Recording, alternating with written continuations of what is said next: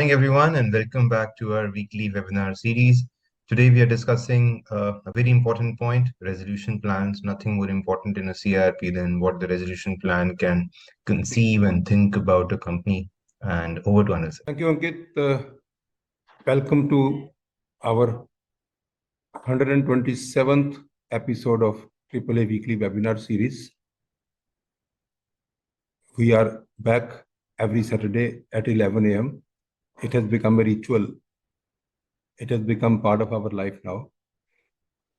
So we keep on finding new subjects for our colleagues, bankers, professionals.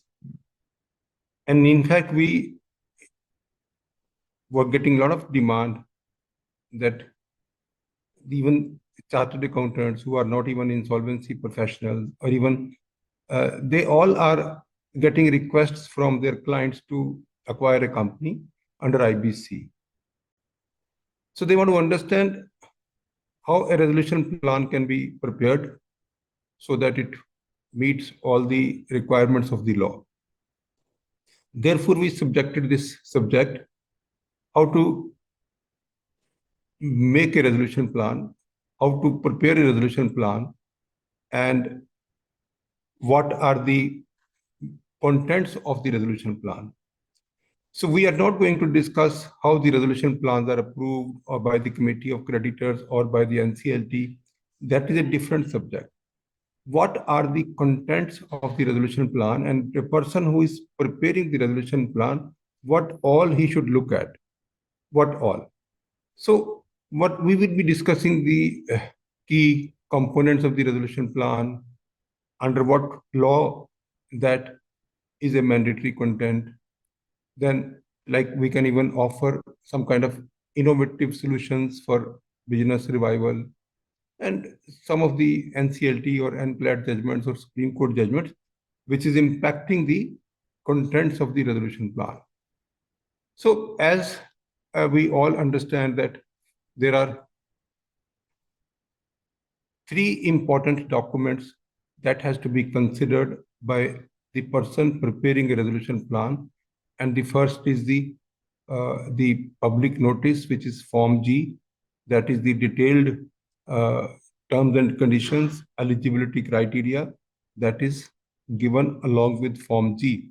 That actually will have all the details about the eligibility criteria.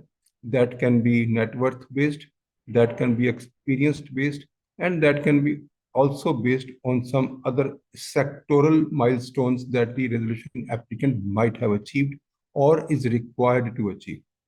So the first document that the person has to see is the Form G to find out whether the prospective resolution applicant is eligible or not. So once that particular aspect is clarified or clear, that the person who is approaching the professional to acquire a company to make a resolution plan is compliant or not as per the eligibility criteria released by the RP based on the approval of the committee of creditors. Then, in case the prospective resolution applicant appears in the provisional list of PRAs, then he is entitled to get two more documents. One is the RFRP, request for resolution plan. The second is bid evaluation matrix. And then the information memorandum. So the three documents that are actually available to the for the purpose of preparing a resolution plan. The first most important is information memorandum that contains all the details of the corporate debtor, including the assets and liabilities, and including if there are any litigations or any kind of difficulties that the corporate debtor might have faced, what can be the reasons of the default or losses in the company. So this is the one important document. After going through the information memorandum, the PRA the prospective resolution applicant can also seek further information. If that information is not available in the IM and the PRA feels that this is a very important information, he can further ask the information from the RP, and the RP is under obligation to provide that information subject to its availability. Subject to its availability. Of course, that confidentiality agreement and all that has already been done. That is what is assumed. Then the various terms and conditions mentioned in the RFRP, request for resolution plan. Now, information memorandum is completely defined, the contents are completely defined, but the contents of RFRP are not totally defined in the Act or in the regulations. It only says that the RFRP is a document which provides the information how the PRA will interact with the RP, how the due diligence can be done. So the relationship between the RP and the PRA is defined in the RFRP. Also, RFRP defines the process that the RP is going to follow for approval of the resolution plan, starting from the receipt. All documents required to be submitted along with the resolution plan. All kinds of affidavits and undertakings which are required to be submitted along with the resolution plan. All kinds of formats which are supposed to be standardized and to be used by all PRAs is also part of the RFRP. Then very important part is that the committee of creditors, since the RFRP is also supposed to be approved by committee of creditors. So therefore, the committee of creditors is also supposed to add some of the conditions which can also be called as mandatory conditions of the resolution plan. So that has become a tradition. And the RP is supposed to verify whether the resolution plan which is received is compliant to all the provisions of IBC and the regulations made thereunder, and it also complies with all the terms and conditions given in the RFRP. These are the two things. Of course, the eligibility criteria has already been met. That is already there.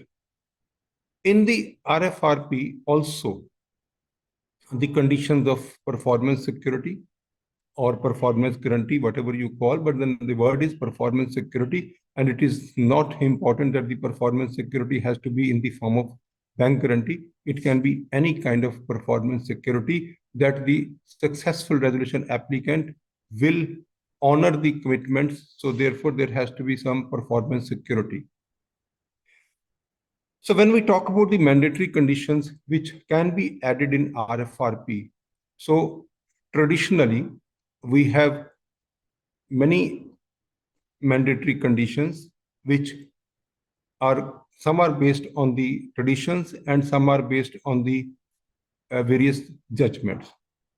Few of those mandatory conditions that I'm trying to recall is like one, that any proceeds from the avoidance transactions will not be part of the resolution plan and will be distributed to the creditors over and above the amount offered in the resolution plan.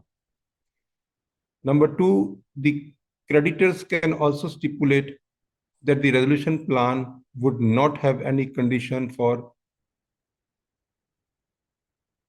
cancellation or release of corporate guarantee or personal guarantee, and the creditors will have all the rights to proceed against corporate guarantors and personal guarantors, and all the personal guarantors and the corporate guarantors will have no right of subrogation. This, in fact, was decided by the Honorable Supreme Court in the ArcelorMittal case. So thereafter, it becomes a tradition that the promoters or the corporate guarantors will not have any right of subrogation on the corporate debtor. Then any delay in the approval of the resolution plan by COC or by NCLT would not be used as reason for withdrawing the resolution plan.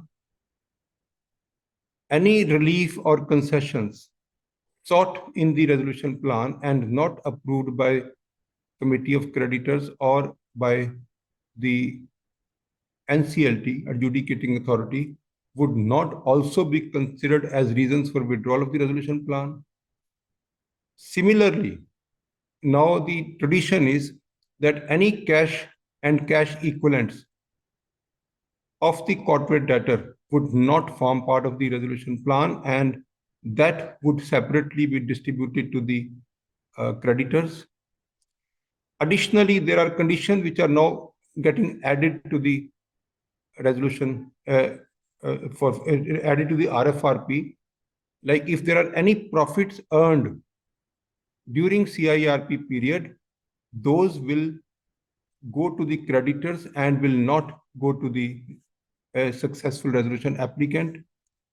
So these are various mandatory conditions that has actually now started getting added. Even the committee of creditors, whenever there is a clash of interest between the committee of creditors members, or even in some cases the clash of interest with the landowners or any other party which is very, very important for successful implementation of the resolution plan. So there can be some of the arrangements or agreements before even resolution plans are invited, that only those resolution plans will be considered as RFRP compliances, which will have the following arrangements mentioned or following terms and conditions mentioned in the resolution plan. Now, giving an example, we can also mention that the landowners who have entered into a collaboration agreement will get this percentage of the constructed space. That can also become a mandatory condition in the RFRP, so that when the resolution plan is approved by committee of creditors, the landowners would not be able to challenge it, and they would also be happy to implement it. Similarly, if there are certain brands or if there are certain other key factors for implementation of the resolution plan which are not part of the committee of creditors or which are even outside the committee of creditors, there can be specialized arrangement which is important for implementing a resolution plan and can definitely get added. Now, for example, if a particular company is using a trademark, but the trademark is not owned by the company, and use of that trademark is very, very important for the company to get resolved and also to get the implementation of the resolution plan, then there can be an arrangement which is mentioned in the RFRP that the trademark owner will get this much percentage of the revenue, and any resolution plan which is not carrying this condition can be considered as non-compliant to RFRP, and the committee of creditors will have all the rights to reject the resolution plan because that is not compliant to the RFRP. So, Ankit, this is what I am trying to say, that this is something which is very important that I am discussing today with all my friends, that this importance of RFRP is increasing when we see the clash of interests between the members or clash of interest with some other outside parties, and that particular subject matter is important for implementation of the resolution plan. It can be land, it can be trademark, it can be some very important part of the job work or outside facility which is interconnected with the business of the corporate debtor. That also can be made as mandatory condition of the resolution plan. Then only the resolution plan will get implemented and the business can be revived. So these are the so when we have now preparing a resolution plan, coming back to one, that we have to see the eligibility criteria we have already crossed over. We have to see the information memorandum and seek further information. Then we have to also see RFRP, and if there are mandatory conditions, that has to be complied with. The PRA must also see the arrangement for the performance security, and the PRA also must see what are the other documents required, including eligibility under Section 29A. Along with this, we also have to see the evaluation matrix, or we can call it bid evaluation matrix. Now, when we try to see this bid evaluation matrix, by just looking at the bid evaluation matrix, we can understand the intent of the committee of creditors. The committee of creditors can always give very high marks to a particular condition in case the committee of creditors definitely would like to have that in the resolution plan. So in case the upfront payment is getting the highest marks, that means that the committee of creditor is interested in upfront payment. In case the committee of creditors also has in case the committee of creditors is mostly dominated by home buyers, then in the bid evaluation matrix, you may see a condition which is in favor of the home buyers, that any person who is handing over the possession within the minimum possible time, or any person who will invest handsome amount before even asking for any further payment from the allottees, these conditions will get higher marks. So that actually will clarify to the person who is making a resolution plan that what is the important part of the resolution plan, important offer of the resolution plan, which is attracting the committee of creditors. So information memorandum, RFRP, bid evaluation matrix, all these three things taken together will start your journey for preparation of a resolution plan. Now, Ankit, there are two kinds of formats that has been given long back by one by IBBI and the other was IPA. I think it was ICSI. When we see these formats are nothing but a kind of repetition of the mandatory contents of the resolution plan. But what I am trying to add is the practical part of it.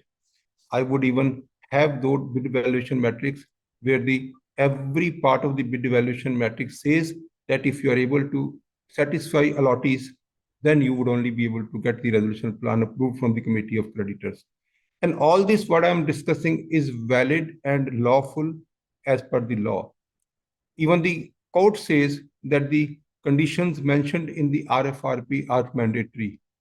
The court even says that unless those conditions or non-compliances are highlighted and COC specifically approves those non-compliances before approving the resolution plan, that means since the RFRP is also a document approved by the committee of creditors, and if any resolution plan is not complying one or two provisions of the RFRP, then committee of creditor has the power to waive those two conditions and still approve a resolution plan.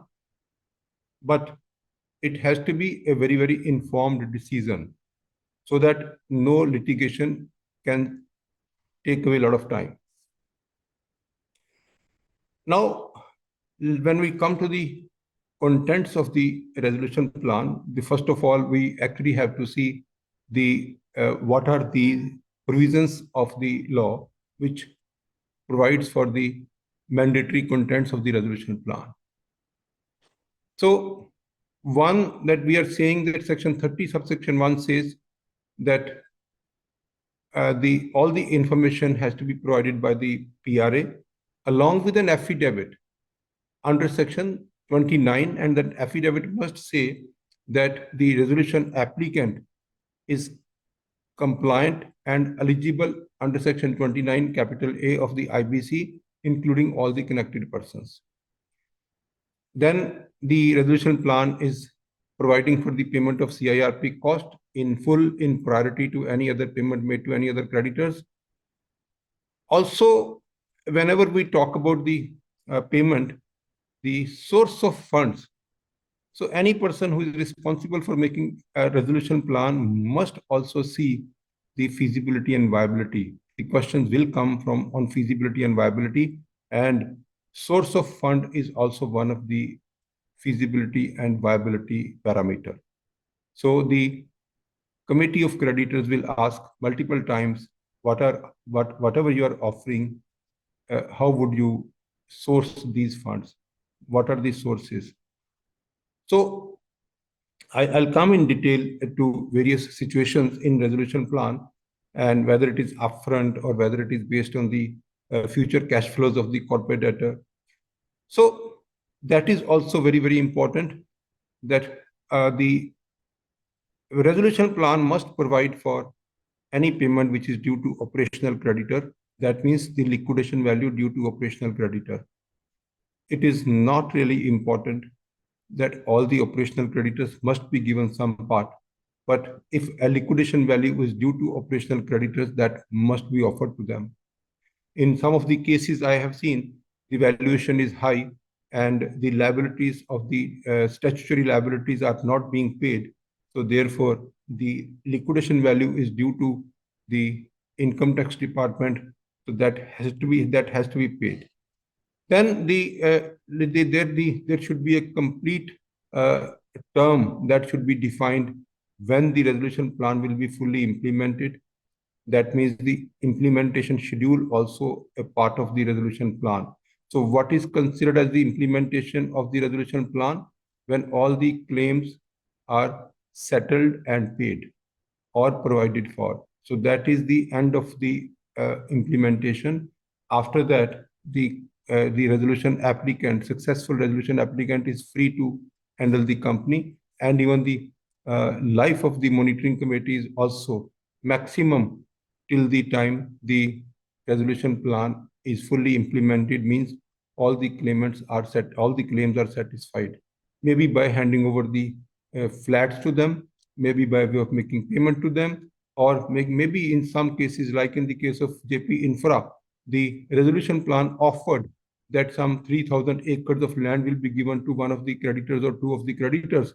So when that particular title is transferred to those creditors, that is also considered satisfying the claims.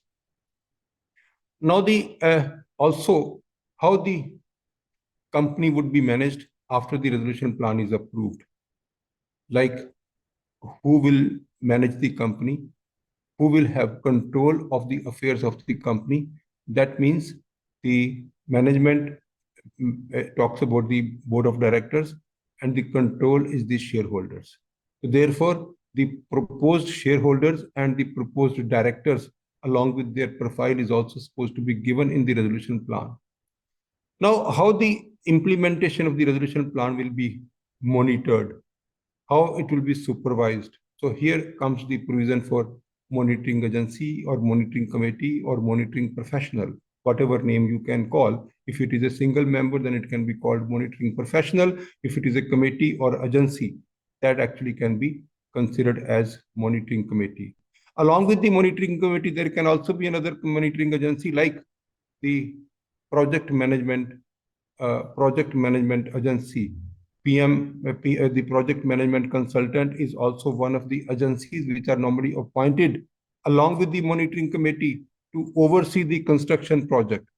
So project monitoring committee also, along with this, the project management consultant can be appointed. So that also can be stipulated in the resolution plan, so that the PRA does not change later on the project management consultant. So that can also be stipulated. Even in the monitoring process, the stakeholders can also say that there will be, along with the monitoring committee, there will be a kind of internal auditor who would be monitoring fund flow of the company.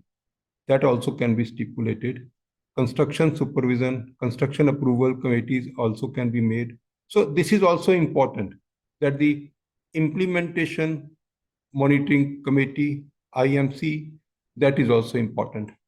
Then we also see the, like we have to give a declaration to the effect that the resolution plan is not contravening any of the provisions of the applicable law in India, and all the conditions of section 30 subsection 2 are met and regulation 38 of the CIRP regulations are met. We will come back one by one items as far as the regulation 38 is concerned of CIRP regulation, and even section 30 subsection 2 all conditions also would be discussed one by one. So now coming to the various provisions which are required to be understood by the person who is responsible for making the resolution plan. So the first is section 5, subsection 26, which defines a resolution plan, and which means a resolution plan proposed by a resolution applicant for insolvency resolution of the corporate debtor.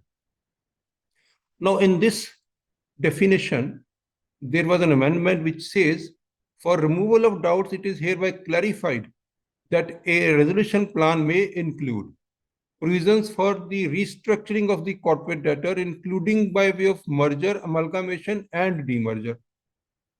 No, merger is also possible, amalgamation is also possible, and the demerger is also possible. So the corporate debtor can be split into 2 or 3 or 4 parts, or the corporate debtor can also have another like company merged into it, or the corporate debtor can actually get merged into any other company. So these are all which can be part of the resolution plan, and the NCLT will have to pass in that case 2 orders, one for the approval of the resolution plan, and also one which is under section 230, 231, 232 of the Companies Act. So these are something which is supposed to be passed by the adjudicating authority, and I have not seen any single order by way of which the resolution plan is also approved and the demerger is also approved, because the process of demerger or amalgamation or merger are totally different as compared to the process for approval of a resolution plan. Now, the RP is supposed to invite the prospective resolution applicants who fulfill the criteria. As I said, the section 25, subsection 2, clause H says that it has to be the eligibility criteria has to be with regard to the complexity and scale of operations of the business of the CD, and such other conditions as may be specified by the board, like IBBI. So all these conditions, the RP will have to get approval of the committee of creditors. So then it comes to the person who is PRA. Now the information memorandum, complete details are provided. There are amendments also which actually ask the RP to provide these information to the RAs, PRAs. So that is something which is very important, that the information memorandum should be complete. And in case you find any IM is not complete, then you can ask specific information from the RP, and the RP will either provide you the information or will say that I do not have such information. So then like 29A we have already discussed. Now, when we submit a resolution plan along with all these affidavits and undertakings and along with all the documents, where we also have to undertake, an undertaking is required that whatever is mentioned in the resolution plan are correct and true, and that kind of undertaking is also supposed to be given by the PRA, and then only the resolution plan will be considered as submitted properly. Now, coming to the mandatory contents of the resolution plan, which is part of this section 30 subsection 2, and we have already discussed that it must provide for the CIRP cost, it must provide for the amount which is payable to the operational creditors, like the liquidation value payable to operational creditors, and also it must provide for the amount payable to dissenting creditors. That also should be completely compliant to the section 30 subsection 2 and also regulation 38. So that these are the mandatory contents. And also one thing which is mentioned in section 30 subsection 2, that for removal of doubts, it is hereby clarified that a distribution in accordance with the provisions of this clause shall be fair and equitable to such creditors. No, fair and equitable to such creditors does not mean that a person who actually is not having that priority would be given some amount that has not been held as requisite uh, um, content. So whenever we are saying that the fair and equitable to such creditors, it is the committee of creditors have to think about the fair and equitable. The law does not define what is fair and equitable. The law even can say that if there are financial creditors, unsecured and secured, and whatever way they decide, that actually would be acceptable to the adjudicating authority, because unless the adjudicating authority feels and is satisfied that the uh, bias of the uh, larger part of the voting share is towards one side, and that a little bit of check can be considered by the committee of creditors. But otherwise, the committee of creditor is the final as far as this distribution part is concerned. Now, going forward, there is another requirement regarding the competition commission. I will come to that part a little later. Now, one important part is mentioned in section 30 subsection 4. First of all, let me see section 30 subsection 3, what it says. The resolution plan shall present to the COC for its approval such resolution plan which confirms the conditions referred to in subsection 2. So first of all, the resolution plan is supposed to present all those resolution plans before the committee of creditors which complies with section 30 subsection 2. Now, the powers given to committee of creditors under section 30 subsection 4 says that the COC may approve a resolution plan by a vote of not less than 66% of the voting share of the financial creditors after considering its feasibility and viability. So the committee of creditors shall consider the feasibility and viability and the manner of distribution proposed, which may take into account the order of priority amongst the creditors as laid down in subsection 1 of section 53, including the priority and value of security interest of a secured creditor, and such other requirements as may be specified by the board. So this 30 subsection 4 actually puts another responsibility on the committee of creditors, that the distribution, the manner of distribution, that is also supposed to be the prerogative of the committee of creditors. Although the resolution applicant has a complete freedom to offer any amount to any other person. However, the minimum amount as required under the law to the operational creditors based on the liquidation value, to the dissenting creditors based on the liquidation value, that has to be provided. However, the liquidation value is not known to the resolution applicant. Therefore, the distribution finally is the prerogative of the committee of creditors.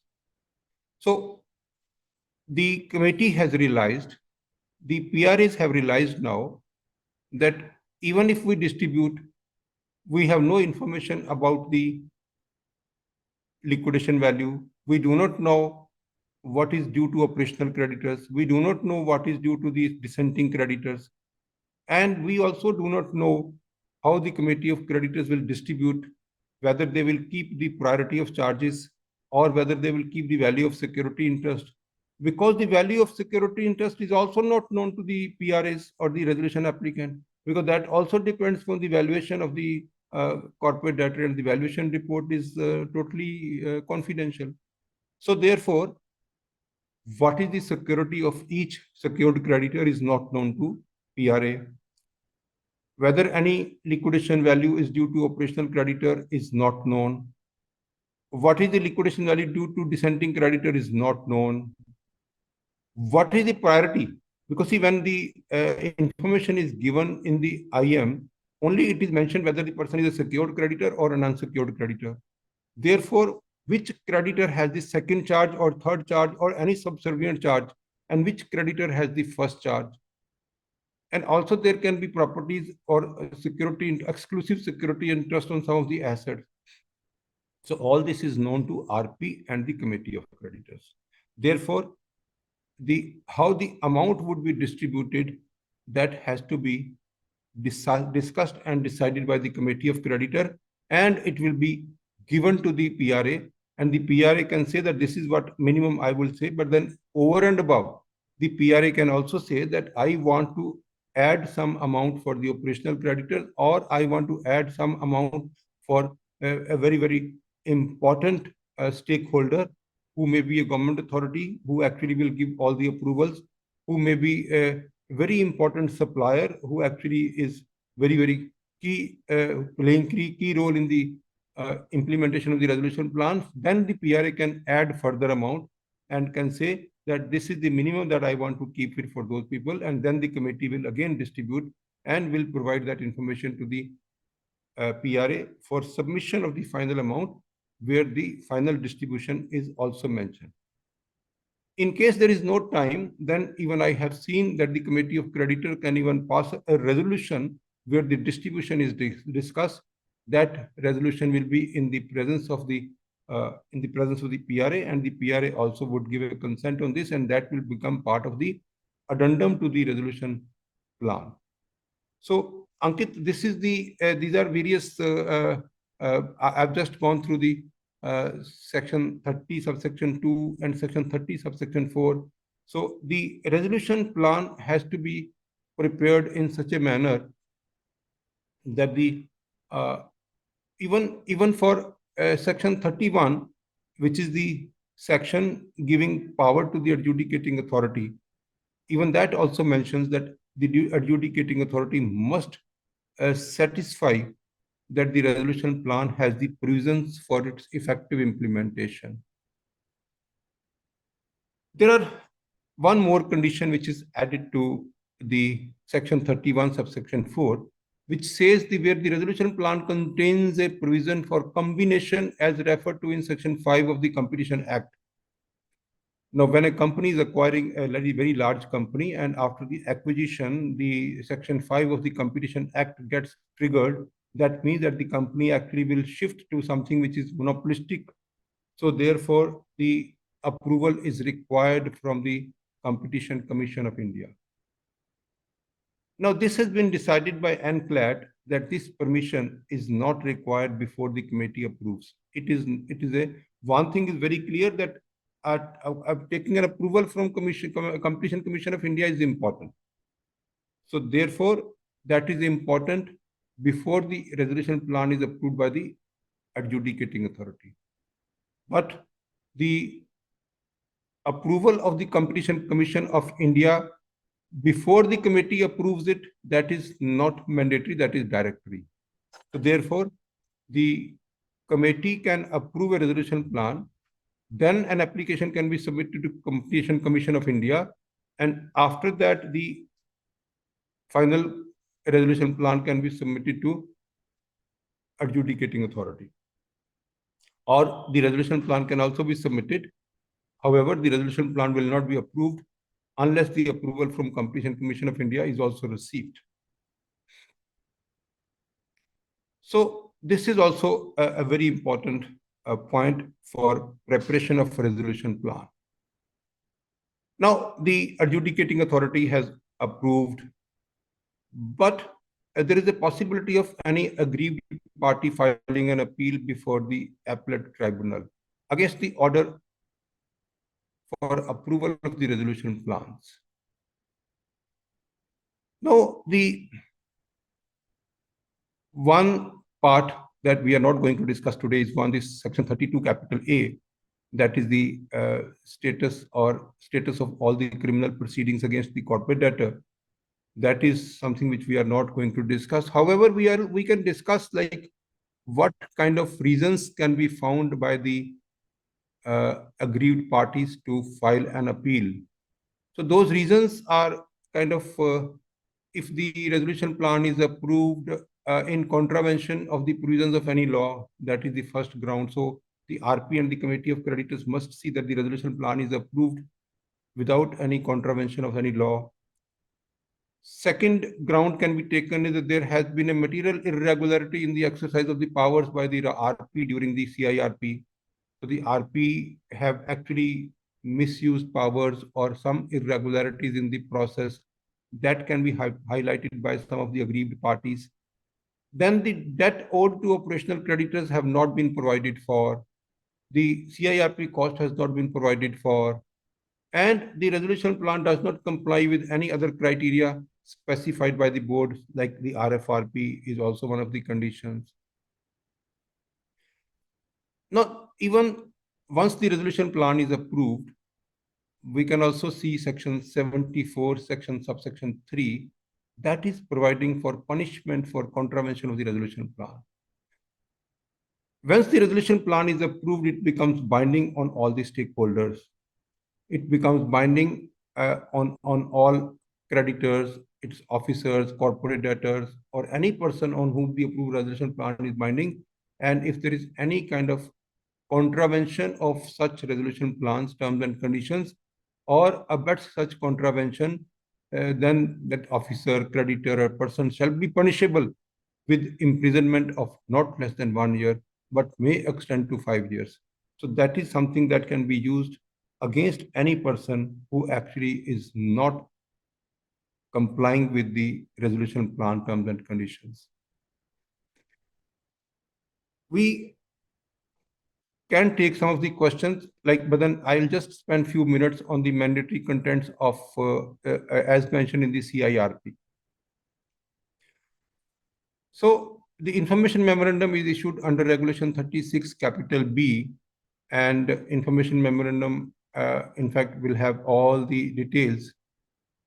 Then we have the mandatory contents, which are like kind of what the resolution plan can do, what all can be part of the resolution plan, like the powers of the committee of creditors. Number one, the committee of creditors can approve a resolution plan where all the assets or part of the assets are transferred to one or more persons. The resolution plan which also proposes to merge, demerge, or amalgamate any other company. Substantial acquisition of shares of the corporate debtor also can be part of the resolution plan, or merger or consolidation of the corporate debtor with one or more person. Cancellation or delisting of any shares of the corporate debtor, that also can be approved by the committee of creditors. Satisfaction or modification of any security interest is something that we always do. Curing or waiving or any breach of terms of the any debt due from the corporate debtor. Now, this is something which is called haircut or non-compliant to various terms and conditions of loan sanction, or various breaches that has actually been done, that also can be approved by the committee of creditors. Reduction in the amount payable to the creditors, again haircut. Extension of a maturity date, like postponement of the repayment, postponement of a repayment. Amendment to the constitutional document, like the memorandum change, article change. Even fresh issue of shares, fresh issue of debentures as part of the exchange of claims, like the resolution plan can even say that fresh shares will be issued to the creditors, or cash will be offered to the creditors, or property can be offered to the creditors, or some kind of securities can be offered to the creditors in the exchange of their claim or interest, like it has happened in the case of JP, when the properties are offered to the claimants, and in various other cases the shares are also being offered to the claimants. Even the change in the profile of the corporate debtor can be changed. Additional goods or additional services can be added to the memorandum of association. Then the technology change can also be proposed, and necessary approvals from the central, state government and other authorities, that also can be said that it will be obtained. It will be obtained, but however, the NCLT says that that actually will be decided by those respective authorities. Very, very recently, the CIRP regulations have been changed, saying that the sale or one of more assets of the corporate debtor to one or more successful resolution applicants submitting resolution plans for such assets and manner for dealing with the remaining assets. So there is a possibility that one asset of the company, one factory of the company, one project of the real estate can go to one PRA, another go to another PRA, and even the remaining can be dealt by way of a liquidation. So these are all possibilities that has now actually been seen in the resolution plans. When we talk about the mandatory contents as per Regulation 38, again coming to the payment of CIRP, payment to operational creditor, payment to dissenting creditors, then also a statement which is required in the resolution plan is that the resolution plan shall include a statement as to how it has dealt with the interest of all the stakeholders, including financial creditors and operational creditors of the corporate debtor. But this statement doesn't mean that everyone has to be paid. It has to just give a statement that we have considered, and since there was no liquidation value due to them, so we have not offered any amount to them. Then also, the resolution plan shall include a statement giving details if the resolution applicant. That has to be a very, very important statement. So any person who has actually not implemented a resolution plan, has failed to implement a resolution plan, this particular statement he would not be able to give. So this has become a mandatory content of the resolution plan. If a person, organization, or any of their related party has already submitted a resolution plan in some other case and has not implemented it, that person would not be eligible for submission of the resolution plan, and the resolution plan must make a statement to this regard. Then the term of the resolution plan, the management and control means the shareholders and the board of directors, then the supervision like the implementation of the monitoring committee that we've already discussed. Now, again, a resolution plan must mention how the avoidance transactions would be met, who would pursue these litigation, who will get the benefit, and who will bear the cost. These are the things which are must in the resolution plan before it is approved by the adjudicating authority. Also, the resolution plan shall demonstrate that it addresses the cause of default. Because in the information memorandum, it is mentioned what are the cause of default for the company. So this particular, the resolution plan must say that how it addresses the cause of default. Now, in case a resolution, in case information memorandum says that this hydel project has failed because the source of water has dried, the source of water has dried up. So therefore, the resolution plan must say that how it has addressed the cause of default. How the resolution plan is feasible and viable, technical feasibility, financial feasibility, whether the person who is giving this offer has that kind of money. If that person has the money, how can he satisfy the committee of creditors? Where is that money lying? So all this evidence has to be there in the resolution plan or to be submitted. Effective implementation we've already discussed. So it has provisions of approval required. What kind of approvals required for running for implementing that particular resolution plan is also important.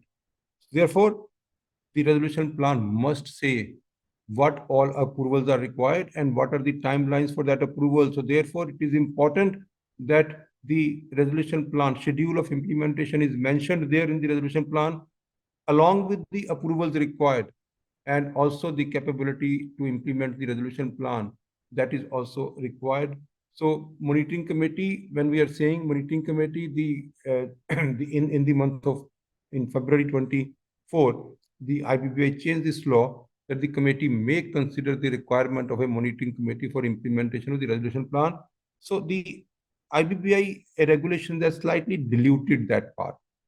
Slightly diluted that part means it is not really 100% required. If an immediate resolution amount is being given, probably the monitoring committee is not required. That is something that the IBBI want to say.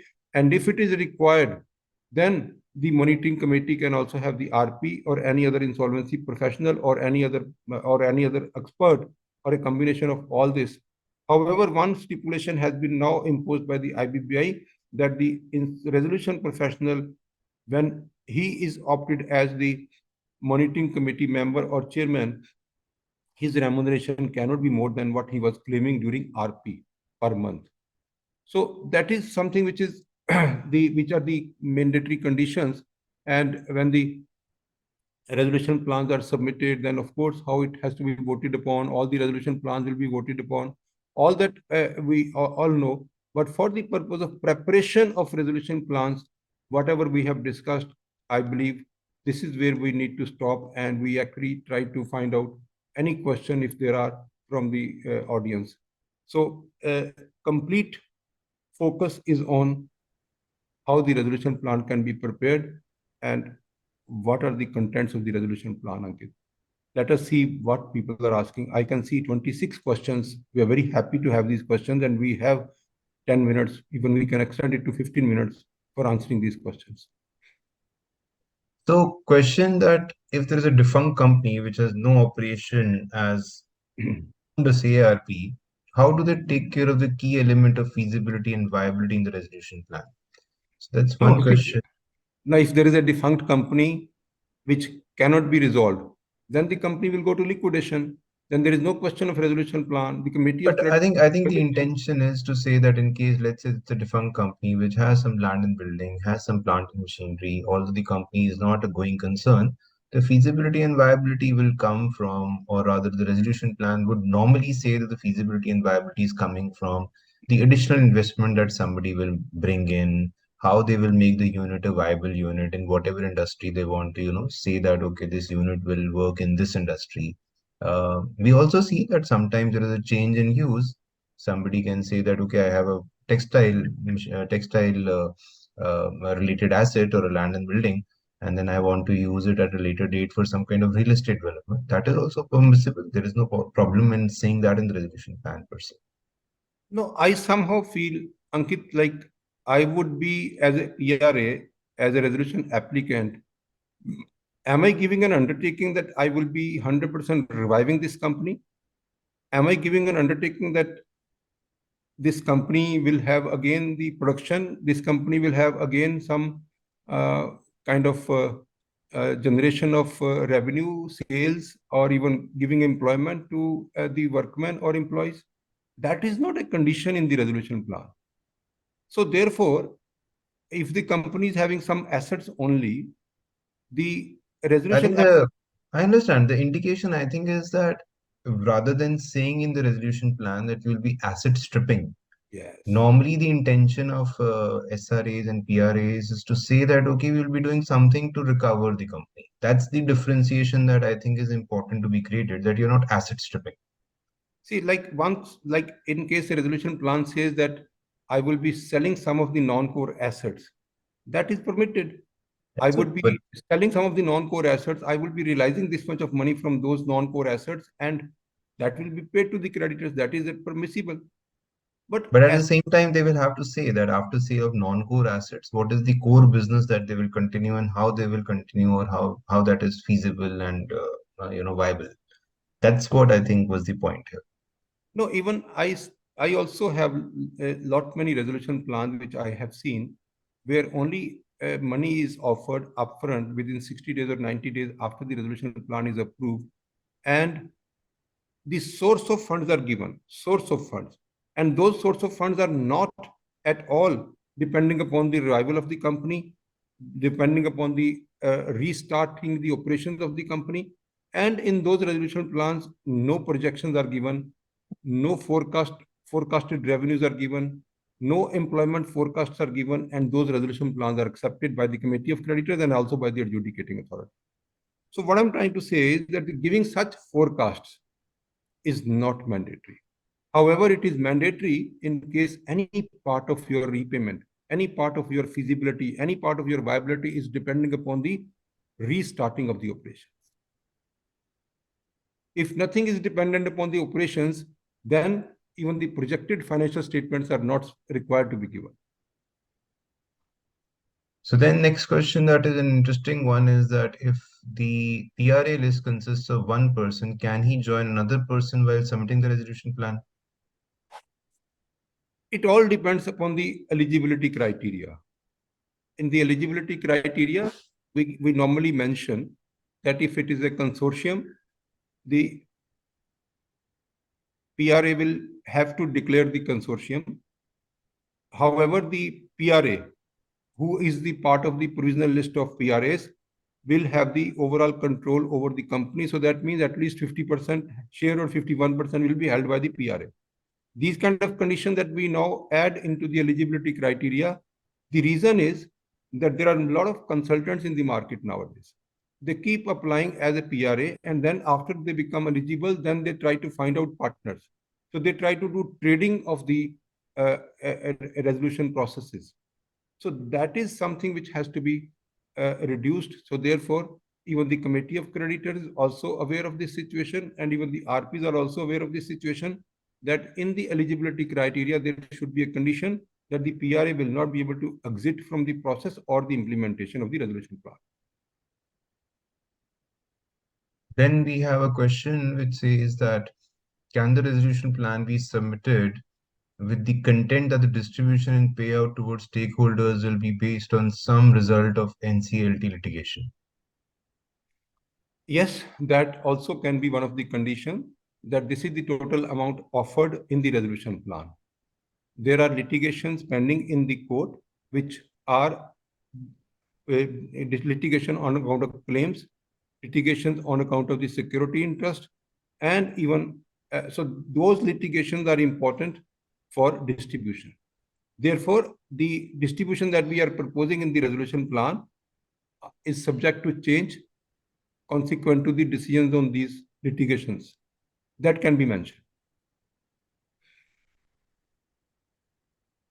So then, can these mandatory conditions for the resolution plan be changed in the rerun of the CRP process as compared to the first run if it was not satisfactory? Of course, in the second round of EOI, one can have a totally different RFRP and bid evaluation matrix. There is no compulsion that one has to keep the same thing. Even in some cases where the NCLT says that, okay, we are giving you another opportunity to do the EOI process, there again, this can totally be changed. This can totally be changed. A fresh process can have different eligibility criteria, different bid evaluation metrics, different RFRP, but the information memorandum is such a document which actually is a dynamic document. Whenever RP gets information, the information memorandum will get updated. So the PRAs, they are supposed to see the data bank, virtual data bank, so that the latest information memorandum is considered in preparing the resolution plan.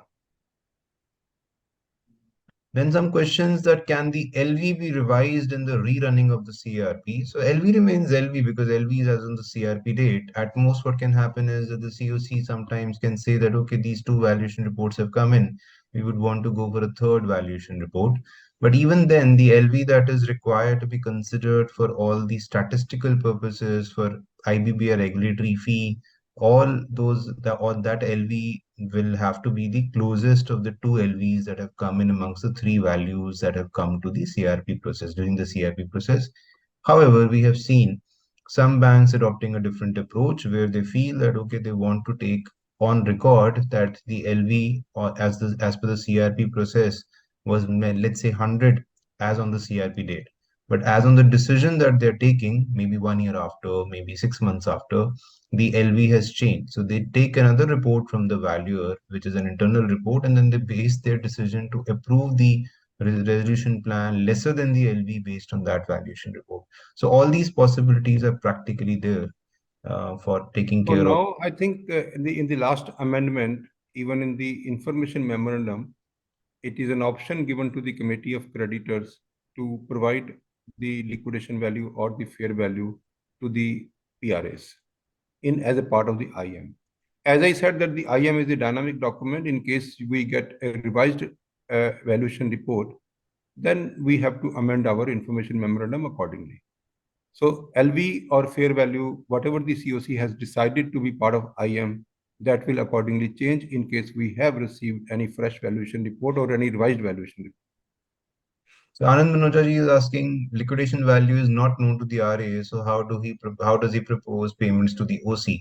So it's a normal condition, normal process that the estimation based on estimations of whatever you plan or whatever you propose to pay is proposed, and then of course you then kind of bring in a caveat and say that in case the liquidation value is higher and higher amounts are payable to those creditors who are maybe operational creditors, or under the waterfall mechanism, somebody else is required to be paid a higher amount, then you of course say that somebody else's share will go down and these amounts will go up. So those are possibilities. Similarly, these days resolution plans have to take care of gratuity liabilities, PF related liabilities on priority, and where one always gives these caveats today at the resolution applicant that in case these values exceed, then of course it will be something which will be taken out of the financial creditors. With respect to avoidance transactions, different RFRPs can give different requirements. So some RFRPs can say that the avoidance transactions or any proceeds from avoidance transactions will not be cannot be taken by the PRA, and they will be going to the financial creditors or to the creditors. They can provide for any such condition. And with respect to transaction audit report being part of the RFRP or IM, normally that is not a practice to make the transaction audit report part of the IM. But yes, I think if the transaction audit report is there and the COC is open to somebody taking up the buffet transactions, then they have to then make it part of the document. See, I will have to make one addition, Ankit, what you said. As far as the distribution is concerned, it is difficult for the resolution applicant to provide the distribution of the total amount offered by him.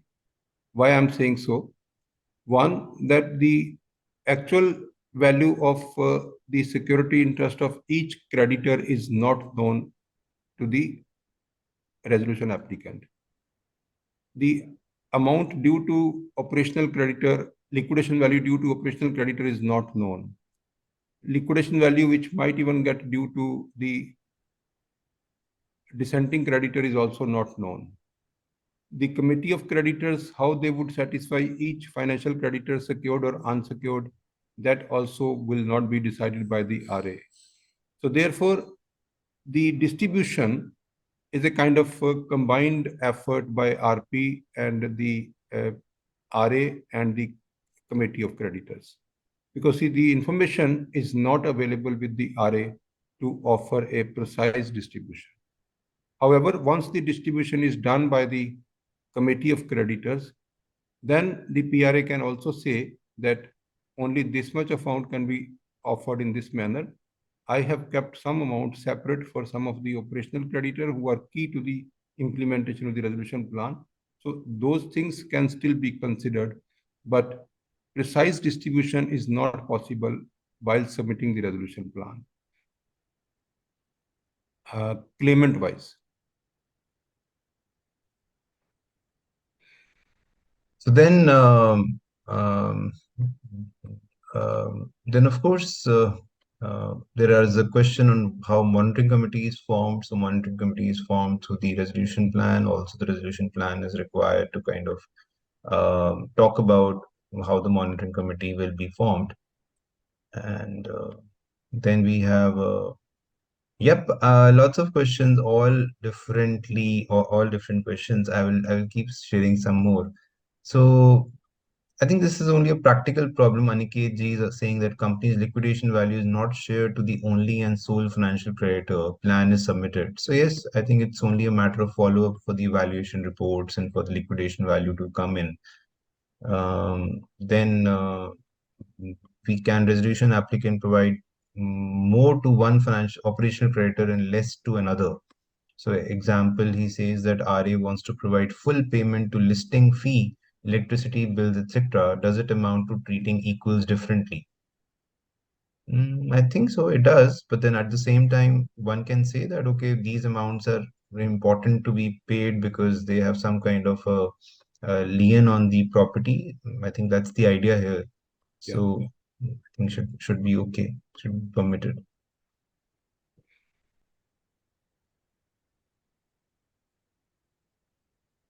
Did I also see some of the questions? Yeah, yeah. There are in fact many questions. Like let me even take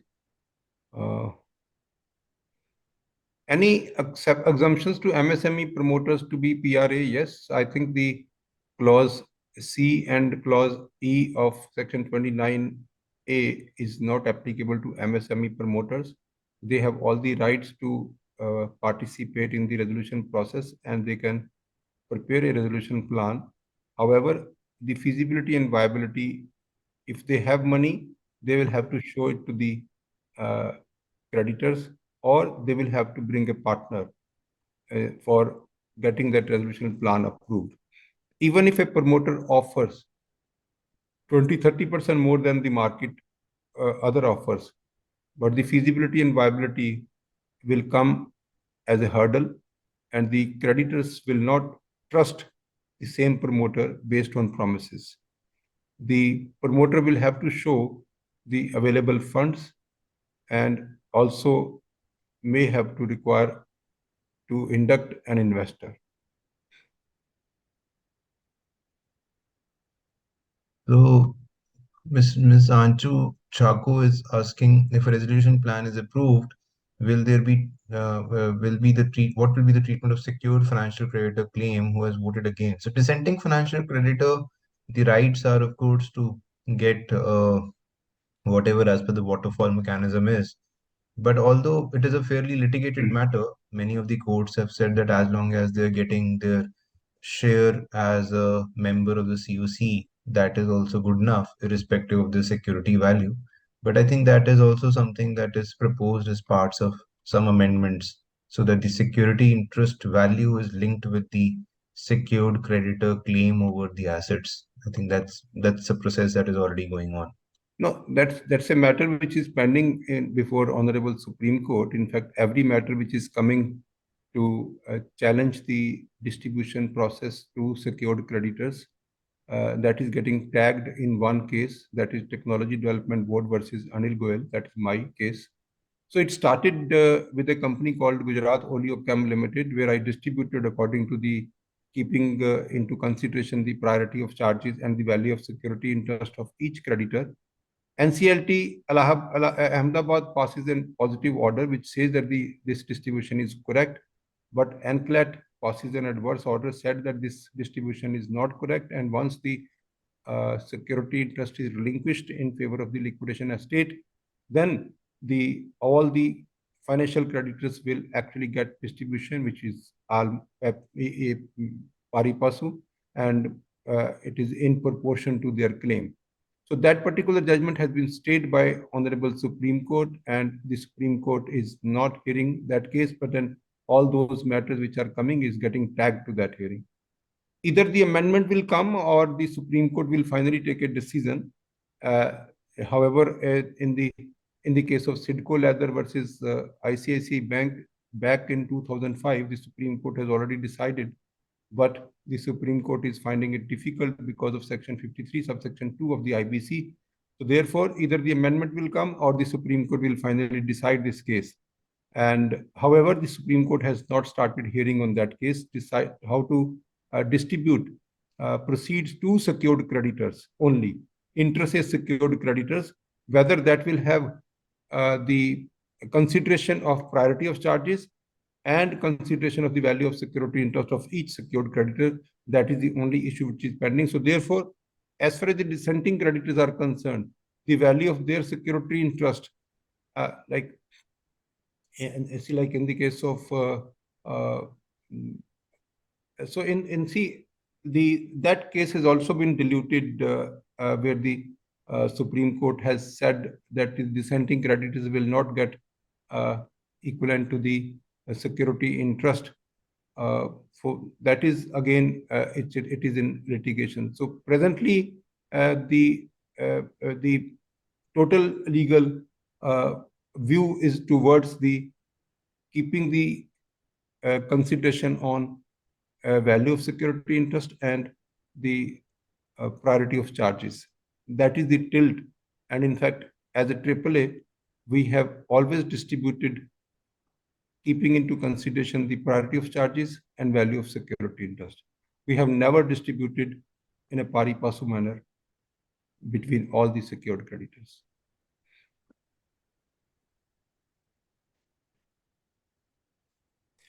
I think, Ankit, although we are very happy to have all this response, but then the time has to be Yeah. kept as the essence. So we have already 12 minutes over. So I think we can conclude, and we can always say that any email can be sent to me. My email ID is anilgoel@AAAinsolvency.com, and I would be able to reply in case, or I would like to have a call with anyone. So this is the way we can handle these queries. So anything that you would like to add, Ankit, or we can conclude? I think we can conclude, and thank you everyone for such a good response today. And it was, of course, as usual, lovely to kind of have this interaction with everyone. Thank you, Thank everyone. you. Thank you very much. Thank you. It is our way of learning.